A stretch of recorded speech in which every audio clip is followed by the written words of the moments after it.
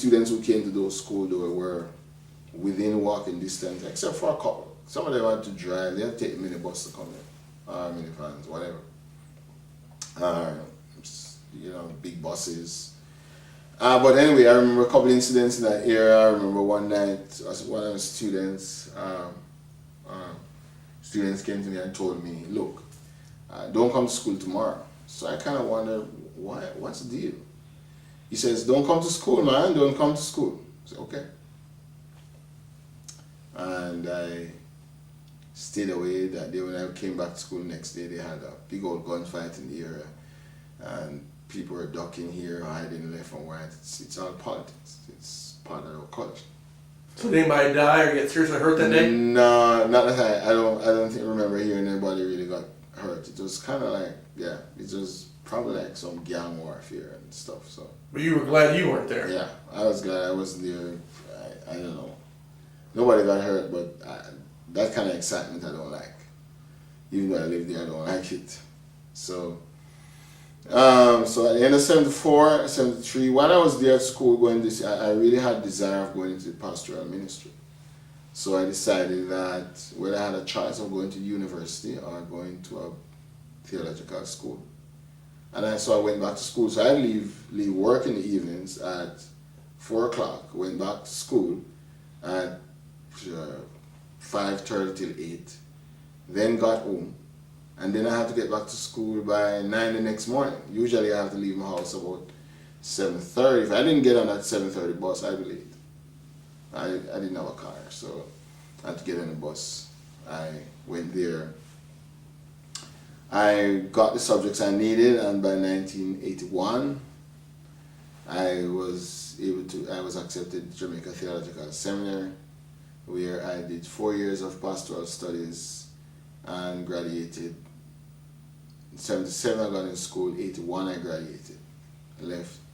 I got a pastorate out in Clarendon. I had to pastor 6 churches. 6 churches? Yeah. One person for 6 churches. One person for 6 churches. That was bad. They were in the church at that time, the Church of God in Jamaica. We had 19 pastors for 90 congregations. Yeah. So if 19 ministers yeah. for 90 churches. Yes. How many people were in the church? I mean, on average? On average, you're talking about 50. I mean, the smaller churches were at least 35, 40. The bigger churches, which are mostly in the cities, you're talking like 150, 200. Maybe an overall average, to be honest, might be about 60, 65, if you kind of spread it out. And how much did you get paid for doing this? Oh man, well, you see, you get paid according to the area that you work. In the year that I worked, I had 6 churches. They were not very. 2 of them were good sizes, say 75 and 50. The rest of them were like 25. Well, yeah, one of them was about 7, 10. Pulled together in 1981, I was getting $600 per month and $10 for transportation. So how far apart were these churches spread apart? The base church, it would be probably about 7 to 9 miles apart from each other. From each other? It's in a good region. Yeah, that's up in Clarendon, Frankfield area, and at least the farthest one from the center was 7 miles away. The 2 farthest ones. So how did you divide your time between those churches? When I was full-time, I'd given up school for the first couple of years. So what I did was to, the 2 biggest churches, I'd go there one Sunday each month. Each of them would get me one Sunday. And then I'd share the other 4 alternatives. So you'd find that I wouldn't, these other churches would see me on a Sunday once every other month. But during the week, what I did was, like, if 1 week, I'd go to one church Sunday, Monday, one church Tuesday, one church Wednesday. Friday was my day off, and usually I have some meetings in Kingston on Saturday. So every week, They kept you busy. yeah. And that did not include things like visits to schools to do devotions, ministers' conference, ministers, in the year we had ministers fraternal, so I'd be involved in it. Almost any kind of community events, I'd be a part of it. Believe you me. I remember we had in the community, the health department decided that we needed to promote health, keep the place clean, get all the garbage together. I was involved in that committee.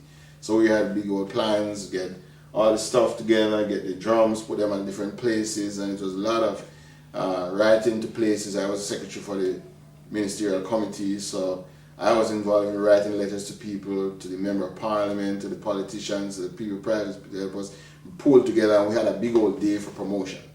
So that was one big event for the community outside of the church. The church was integral part of all of this stuff.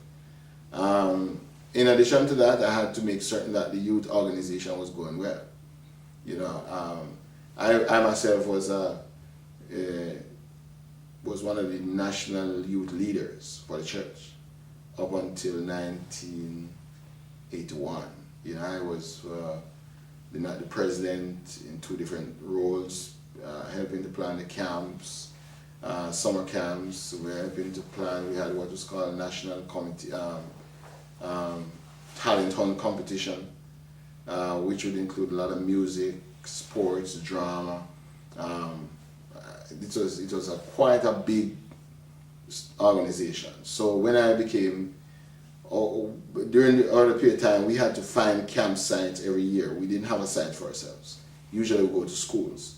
So it's like writing letters to these schools, traveling out to these places in the islands, making certain look at the place, agreeing on the price, then communicating to the people, seeing where they're going, planning. I mean, for most of these, they were by the rail line. So like when we were having camps, just like 2 weeks, 3 weeks in August, we would arrange Jamaica Railway Corporation when they were in existence, that we would have at least 2 coaches. And so these 2 coaches would pick up students, we bring most of the people into Kingston, load them into these coaches, they take along with the luggage. When we got to the site, we had transportation available to move the luggage. Usually the sites were very near to the railway station, so we just basically took them from one point to the next. So I was involved in a lot of that, a lot of traveling, a lot of negotiation, making certain these camps are kept clean. For example, if we were having movies at the campsite, I had to come back into Kingston. That was my job, wherever it was. I didn't have a car, so most times I came by rail. Came in this morning, pick up the movie we're going to have tonight, went back on time, show the movie, took it back into Kingston. So a lot of planning, a lot of organization, a lot of stuff. So I had gained a lot of that knowledge. So when I came into the pastorate, I had a lot of experience. As pastor, I had to do the marriages, funerals. I did visits to people in the hospital, community visits. We had open air meetings. Sometimes we had like Easter week. All in that year that I used to work, then that in the first pastorate in 81 to 87, we had quite a few churches. We get together, and from Ash Wednesday onwards, every night would be in a different church having a big old prayer meeting. The pastor who was host for that church, he would not be the speaker. And so by the end of the Lenten season, everybody had a chance to share with everybody else. And then the last week we'd have, because we have a lot of open air ministry in Jamaica, so we would choose a particular center. The Frankfield community would have a open air meeting there every night for the week, Monday, Tuesday, Wednesday, Thursday night, 4 nights. Usually I was missing on Thursday because our church practice had a foot washing tradition, and that was done on Thursday night, so I'd be there. While I was there in 93, from 91, 81, I got married.